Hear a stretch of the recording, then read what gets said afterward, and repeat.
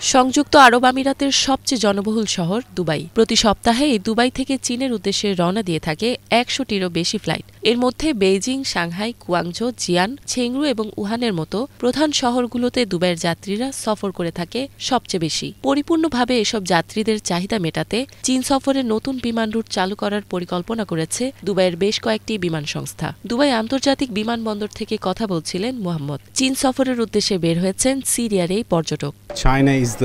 যাতায়াতের প্রক্রিয়া খুব দ্রুত এবং সহজ। চীন খুবই ভালো ও সুন্দর দেশ। আমি সাংহাই ভ্রমণ করেছি, খুবই মনোরম শহর। আমি শুনেছি উহানও একটি দারুণ শহর। আমার সেখানেও সফরের পরিকল্পনা রয়েছে।